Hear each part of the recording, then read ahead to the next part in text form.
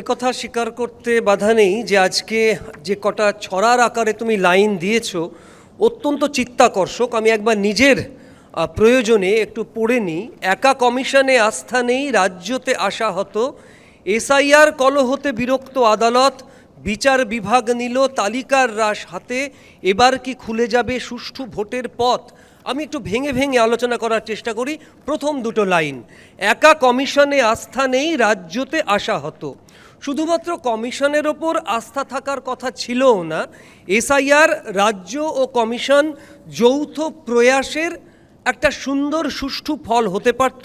কিন্তু ওই যে বলছো রাজ্যতে আশাহত, এবারে আশাহত মানে কি? আশা, আমাদের আশা হত মানে আশা মারা গেছে, আশা হত্যা হয়েছে। এবারে তুমি বলবে যে দেখো জয়ন্ত, তুমি তো লয়ার, এই হত্যাটা অনিচ্ছাকৃত হত্যা না জেনে শুনে হত্যা, সেটা তোমাকে বলতে হবে। আমি বলবো আমাদের আশাকে যে হত্যা করা হয়েছে তা জেনে শুনে হত্যা করা হয়েছে। দেখো, একই সময়ে রাজ্য ও কেন্দ্রশাসিত অঞ্চল মিলে পশ্চিমবঙ্গ ছাড়াও আরও 11টা রাজ্যে একই সঙ্গে এই ভোটার তালিকা প্রকাশের কাজ হচ্ছিল, এবং তার মধ্যে যতটা আমি জানতে পেরেছি 9টা রাজ্য কেন্দ্রশাসিত অঞ্চলে চূড়ান্ত ভোটার তালিকা প্রকাশিত হয়েছে। পশ্চিমবঙ্গ ছাড়া আরও 2টো রাজ্যে চূড়ান্ত ভোটার তালিকা প্রকাশ বাকি। কোথাও এত গণ্ডগোল, বিপ্লব, আন্দোলন হয়নি। বেশ কিছু সাধারণ মানুষ ও বিএলওর মারা যাওয়ার কথা আমরা জানতে পেরেছি এই মধ্যবর্তী সময়ে। মোটামুটি এই সময়ে যা যা মৃত্যুর ঘটনা ঘটেছে, স্বাভাবিক অথবা অস্বাভাবিক, জেনে শুনে সমস্ত মৃত্যুর দায় চাপিয়ে দেওয়া হয়েছে এসআইআরের ওপরে, যেন এসআইআরের চাপ না নিতে পেরেই ওই সাধারণ মানুষ অথবা বিএলও তারা মারা গিয়েছেন। এসআইআরের শুনানি পর্বে যাবতীয় ভাঙচুর, ঘটনা, তাণ্ডবের দায় কিন্তু বা আইন শৃঙ্খলা ভেঙে পড়ার দায় রাজ্য সরকারকে নিতেই হবে। মহামান্য সুপ্রিম কোর্ট আমাদের ডিজিকে একটা অ্যাফিডেভিটও কিন্তু জমা করতে বলেছেন। আমি জানি না সেটা জমা হয়েছে কিনা। দেখা গেছে, আমরা দেখেছি টিভি চ্যানেলে, যে শাসক দলের বিধায়ক এসআইআর শুনানি পর্বে ছুটে এসে বলছেন হবে না, শুনানি হবে না, যান বাড়ি চলে যান। এটা হেনস্থা নয়? অথবা শাসক দলের পতাকা নিয়ে তাণ্ডব, বিডিও অফিস ভাঙচুর বারবার দেখা গেছে, এটা কি হেনস্থা নয়? শুধু এসআইআরের শুনানি পর্বে ওই লাইনে দাঁড়ানোটাই হেনস্থা ছিল? যখন বিধায়ক ছুটে এসে বলছেন, সকালবেলা ঘুম ঘুম চোখে টিভি চালিয়ে দেখেছি যে হয়ে গেছে, আপনাদের কাজ হয়ে গেছে, বাড়ি চলে যান, সেটাও তো এক ধরনের হেনস্থাই। তারও আগে সুমন, আমি মনে করিয়ে দিই, বেশ কয়েকজন রাজ্য সরকারি কর্মচারী, তার মধ্যে WBCS অফিসার ছিলেন, তারা জালিয়াতির দ্বারে ধরা পড়েছিলেন, তাদের বিরুদ্ধে কোনো পদক্ষেপ করা হচ্ছিল না। অবশেষে মহামান্য সুপ্রিম কোর্ট অবশেষে নির্বাচন কমিশনের গুঁতো খেয়ে তাদের বিরুদ্ধে এফআইআর করা হয়েছে, কিন্তু তাও অনেক দেরিতে। তারপরে মাননীয়া বলতে শুরু করলেন যে কোনো চিন্তা নেই, কারো ডিমোশন হবে না, আমি প্রমোশন করে দেবো। অবাক কাণ্ড। আমি তোমাকে মনে করিয়ে দেব, অভয়াকাণ্ডের পরে যে ডাক্তারদের বিরুদ্ধে আমি বলছি মিথ্যা মামলা রুজু করা হয়েছিল, সরকারি ডাক্তার, তারা পাগলের মতো ছুটছেন তাদের সার্ভিস বুকে যাতে দাগ না আসে। মেসিকাণ্ডের পরে যাদের বিরুদ্ধে মিথ্যা মামলা রুজু করা হয়েছিল, তারা পাগলের মতো ছুটছে সেই ক্রিমিনাল মামলা কি করে কোয়াশ করানো যায় বা গোড়া থেকে কাটানো যায়। আর এদের বলছেন কোনো ক্ষতির ভয় নেই, কোনো আশঙ্কা নেই। একটা সার্ভিস বুকে দাগ থাকা মানে তার প্রমোশন হয় না, তার ইনক্রিমেন্ট বন্ধ হয়ে যায়। আর এখানে বলা হচ্ছে প্রমোশন হয়ে যাবে।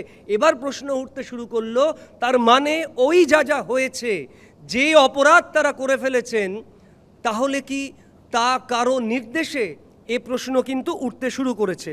কারণ সাধারণ মানুষের ক্ষেত্রে যা হয় না, এই সরকারি অফিসার বিশেষত WBCS অফিসারদের ক্ষেত্রে তা হবার কথাই আমরা শুনতে পাচ্ছি। রাজ্য সরকারের বক্তব্য এটা ঠিক, যে রাজ্য সরকারের বক্তব্য লাখ লাখ মানুষের হেনস্থার জন্য নির্বাচন কমিশন দায়ী। যদিও আমি ব্যক্তিগতভাবে মনে করি যে দেশের সুরক্ষার জন্য একটা সুষ্ঠু এসআইআর প্রয়োজন। কোথাও কোনো কারণে হিয়ারিংয়ে ডাকলে বিরক্ত না হয়ে আমাদের চেষ্টা করা উচিত যাতে করে সুষ্ঠু ভোটার তালিকাটা তৈরি করা হয়। যদিও সাধারণ মানুষের কথা বাদই দিলাম, কোথাও কোথাও কোনো নামকরা অভিনেতা, নামকরা খেলোয়াড় বা নামকরা অর্থনীতিবিদ তাদের ডাকলে খুবই বিরক্তি প্রকাশ করেছেন। কিন্তু আমি ব্যক্তিগতভাবে মনে করেছি সাধারণ মানুষকে যদি ডাকা হয় তাহলে ওদের ডাকা হবে না কেন? কারণ আইনের চোখে সকলেই তো সমান। আবার রাজ্য সরকার কখনো কখনো যা বলছেন ঠিকই তো বলছেন। মাইক্রো অবজারভারদের গুরুত্ব বাদ দিয়ে দিয়েছেন মহামান্য সুপ্রিম কোর্ট। সুপ্রিম কোর্ট বললেন ইআরও এবং এইআরওরাই চূড়ান্ত সিদ্ধান্ত নেবেন, যা রাজ্য সরকার আগে থেকেই বলে আসছিলেন। লজিক্যাল ডিসক্রিপেন্সি নোটিশ অবৈজ্ঞানিক, সফটওয়্যার চূড়ান্ত ব্যর্থ। আবার পাশাপাশি নির্বাচন কমিশন বললেন আমরা তো নাম চাইছিলাম, অবশেষে 8,500 জন গ্রুপ বি কর্মচারীর নাম পাঠানোর কথা ছিল, কিন্তু আমি শুনেছি 8,500 জন গ্রুপ বি কর্মচারীর নাম পাঠানো হয়নি, অন্য পদের কর্মচারীদের নামও নাকি পাঠিয়ে দেওয়া হয়েছে। যদি তাই হতো, 8,500 জন গ্রুপ বির কর্মচারীর নাম পাঠানো হতো, তাহলে হয়তো এতটা হেনস্থা হতে হতো না। আমি শুনতে পাচ্ছি আমিনদের নামও নাকি পাঠিয়ে দেওয়া হয়েছে। যাই হোক, একথা ঠিক যে সুষ্ঠু ভোটার লিস্ট তৈরিতে সাধারণ মানুষের জন্য উভয়ই দায়ী। এবার আসি পরের লাইনটায়, এসআইআর কলহতে বিরক্ত আদালত। আমি বলবো এরকম হওয়া উচিত ছিল, এসআইআর কলহতে বিরক্ত আদালতও, মানে সাধারণ মানুষ তো বিরক্ত, এই আকচা আকচিতে আদালতও বিরক্ত।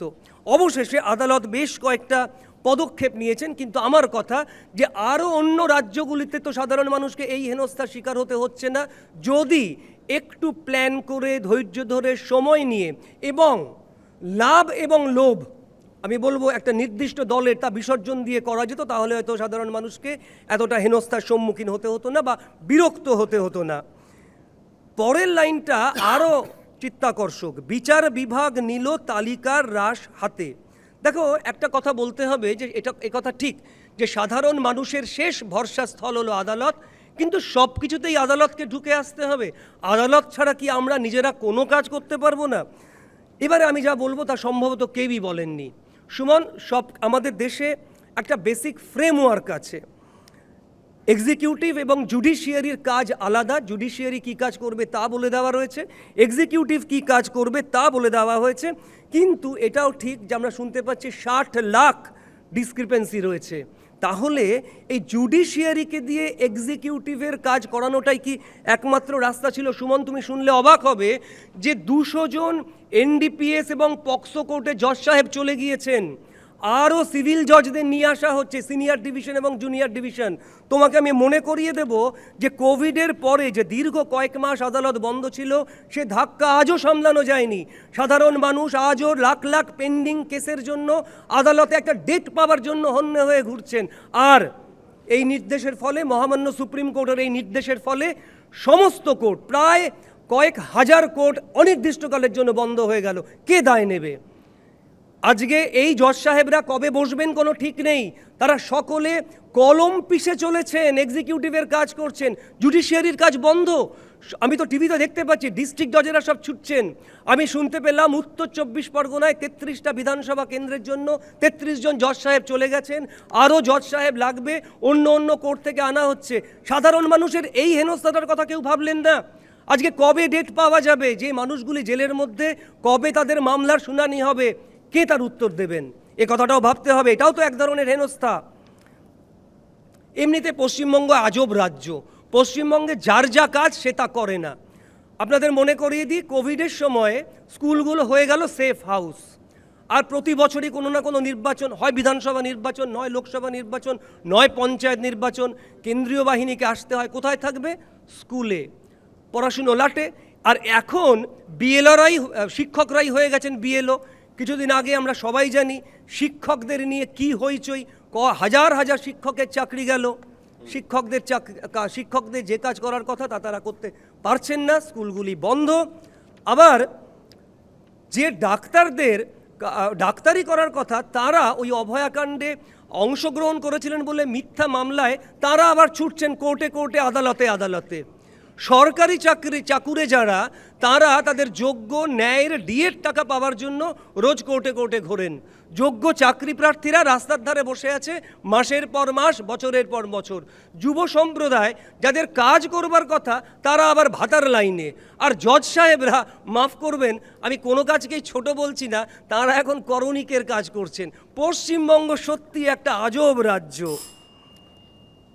আর একটা কথা বলতে হবে যে এবার কি খুলে যাবে সুষ্ঠু ভোটের পথ? এ আশা আবার কে করে? আমরা সুষ্ঠু একটা ভোটার লিস্ট দিতে পারি না, সুষ্ঠু ভোটের পথ খুলে যাবে? আজ শুনেছেন সব কোর্টে কোর্টে বোমাতঙ্ক, একেবারে কলকাতা থেকে শুরু করে কাঁথি, দুর্গাপুর, আসানসোল। কারণ কি বার্তা যাচ্ছে লোকের কাছে? এ বার্তা যাচ্ছে না যে জজ সাহেবদেরও ভয় পাইয়ে দেবার জন্য কোর্টে কোর্টে বোমাতঙ্ক শুরু হয়ে গেছে? যদিও মহামান্য সুপ্রিম কোর্ট এবং নির্বাচন কমিশন বলেছেন এই জুডিশিয়াল অফিসারদের যাবতীয় সিকিউরিটির দায় রাজ্য সরকারকে নিতেই হবে। সুমন, তোমাকে আমি মনে করিয়ে দিই, তুমি বলছো সুষ্ঠু ভোটের পথ খুলবে। গতকাল কালীগঞ্জে যেখানে তামান্না খুন হয়েছিল সেখানে সকেট বোমা পাওয়া গেছে। গতকাল বীরভূমে বোমা পাওয়া গেছে। গুচ্ছ গুচ্ছ অস্ত্র উদ্ধার হচ্ছে। গতকালেরই সম্ভবত খবর, গতকাল বা গত পরশু, যে 8 জন বাংলাদেশি ও পাকিস্তানি সন্ত্রাসবাদী ঢুকে পড়েছে, যাদের মধ্যে অন্তত 2 জনের এই বাংলার একটা রিলেশন রয়েছে। সুমন, কান পাতো, সব থম মেরে রয়েছে। কেন্দ্রীয় বাহিনীর ভারী বুটের শব্দ শোনা যাচ্ছে, কারণ ভোট নামক ঝড় বোধহয় আসতে শুরু করেছে। আমি কাউকে ভয় পাওয়াচ্ছি না, কিন্তু আমরা তো সাধারণ মানুষ, সিঁদুরে মেঘ দেখলে ডরাই। আমরা সাধারণ মানুষ ভয়ে সিঁটিয়ে আছি, কখন ওই ঝড়টা বোধহয় আমাদের ঘরকেও না উড়িয়ে দেয়। দেখো, আমরা সাধারণ মানুষ কি চাই? আমরা সাধারণ মানুষ চাই সুষ্ঠুভাবে ভোট দিতে। যেই আসুন, যারা রয়েছেন পাওয়ারে তাঁরাই আসুন, বা যারা পাওয়ারে নেই তাঁরাই আসুন, কিন্তু আমরা সাধারণ মানুষ চাই সুষ্ঠুভাবে ভোট হোক, ভোট মিটে যাক। একজন মায়েরও যেন কোল খালি না হয়, কোনো রক্তপাত যেন না হয়, রক্তপাতবিহীন ভোট যেন হয়। সুমন, সমস্ত রাজ্য যা পারে আমরা তা পারি না কেন? কাজেই শেষটা হয়তো আমি একটু ভয় পেয়েই শেষ করলাম, যে এবার কি খুলে যাবে সুষ্ঠু ভোটের পথ। আমি শেষ করব এই বলে, আমরা তো ভোটার তালিকাটাই সুষ্ঠুভাবে করতে পারলাম না। সুষ্ঠু ভোটের পথের আশা আমরা এত তাড়াতাড়ি করছি না। ধন্যবাদ, নমস্কার। ধন্যবাদ জয়ন্ত। এবিপি আনন্দ, এগিয়ে থাকে, এগিয়ে রাখে।